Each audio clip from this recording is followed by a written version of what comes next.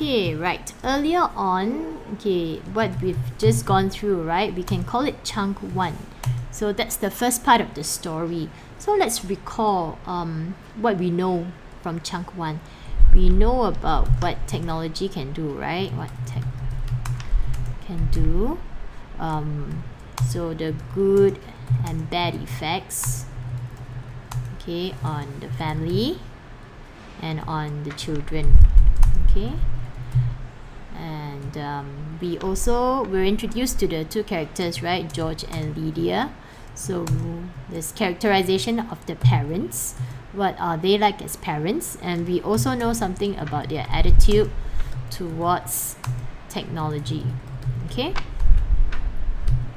And we also know a little bit about the children, right, their attitude towards the nursery, which is technology lah, huh? Okay, so towards technology and their parents.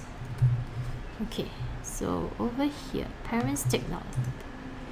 So we know that George is impressed with technology versus Lydia, who is worried. All right, then there's also increasing unease on Lydia's part about what technology is doing to her role as mother, wife. Yeah, increasing unease on her part, and some kind of unease too on George's part. Okay, right, so moving on, we can call the next part chunk 2. All right, let's find out what else are we going to learn about technology and the family. So over here at dinner table, they ate alone. Okay, the day referring to George and Lydia. George bemused, again, more evidence of him being quite impressed with the technology he has. Okay, the dining table produces warm dishes of food. Okay, so automatic. Alright, then the technology, okay, makes life convenient, right? Takes care of daily needs. Right, so over here he just simply have to say we forgot the ketchup, and there it will appear as though by magic, huh? Okay. Okay, as for the nursery, thought George, it won't hurt the children to be locked up. Okay, it was clearly indicated that they had been spending a little too much time on Africa. Right? How does he know this? Okay, he deduced it based on the sun. Okay. Sun. Okay, still like a hot paw. And the lions, the smell of blood. Alright. And talk about the nursery catching on the telepathic emanations of the children's minds and created life to fulfill their every desire. Okay. So this is the problem.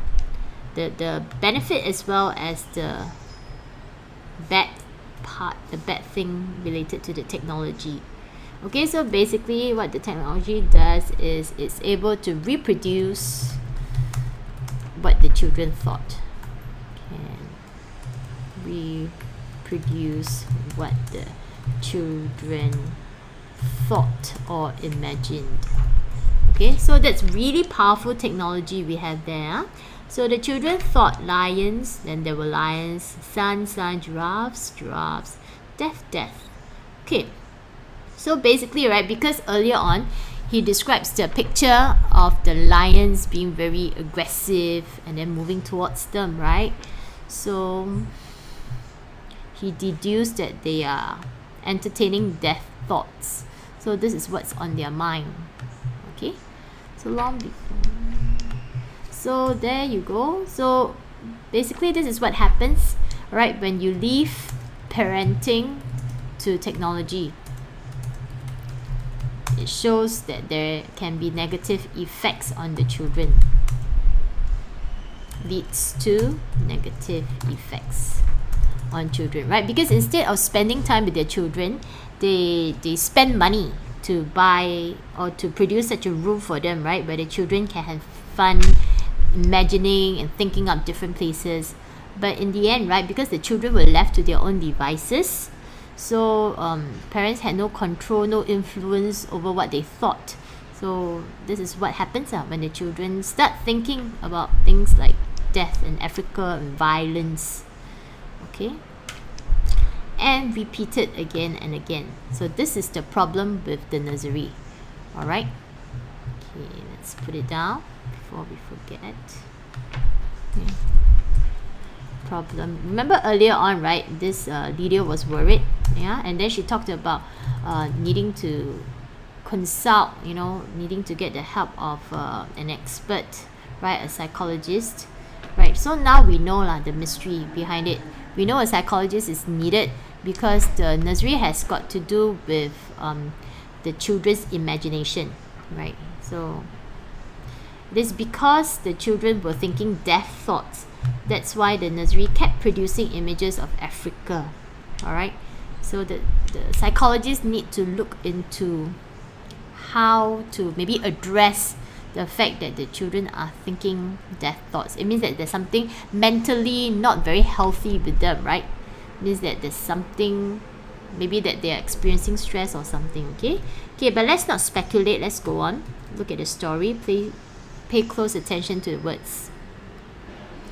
Where are you going? Preoccupied. Okay, over here there's nothing much we need to be concerned with. But this is interesting, right? Stepped into Africa. So how many times in the last year he opened this door and found Wonderland, Alice, and blah blah blah. Alright, so there you have it.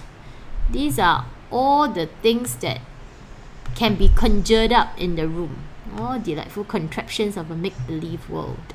So this is the entertainment value of the room, right? It can transport one to different worlds. Okay, so you get different experiences, right? Then so he's got Pegasus. Pegasus is the mythical horse. Right, then what else? We hear angel voices. Okay, but now this is yellow hot Africa. This big oven with murder in the heat. So that's the problem. It's no longer hunky-dory fairy tale kind of land, alright?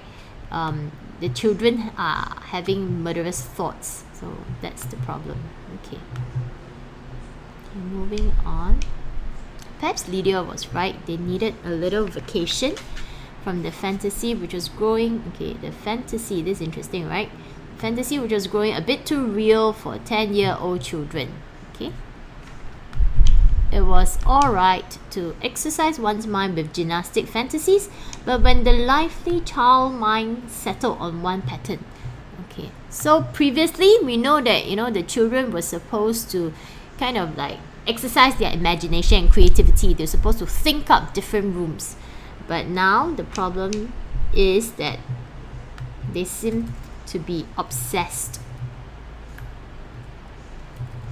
or fixated or preoccupied with the Veldt.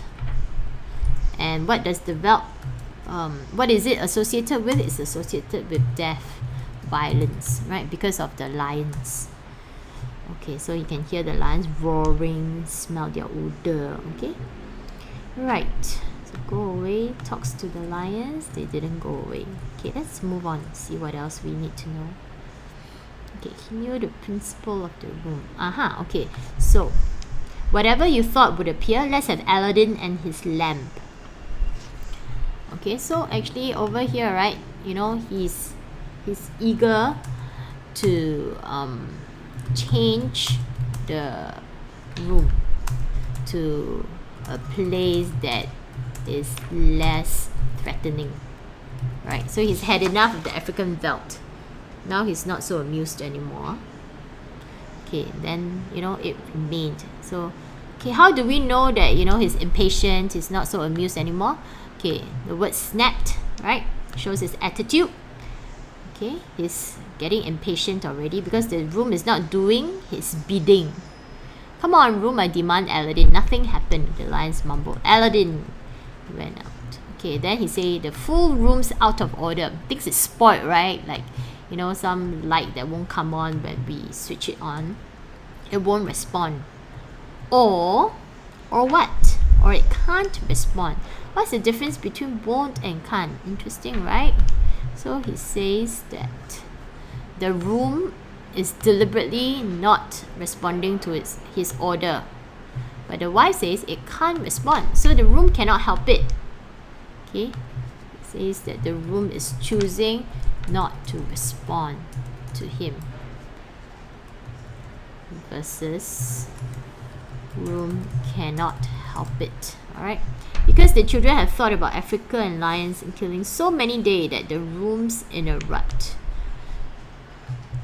So over here, what is interesting to note is that the children have been thinking about death for many days. Alright? So this is psychologically unhealthy for them, right?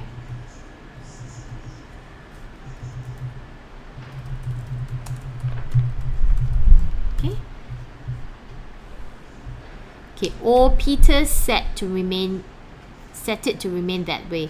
May have got into the machinery and fixed something. Okay, Peter doesn't know machinery. He's a wise one. Alright.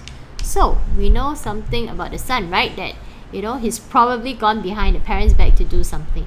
But we don't know for sure. So, let's move on. Let's read on to find out. Okay, so over here, right?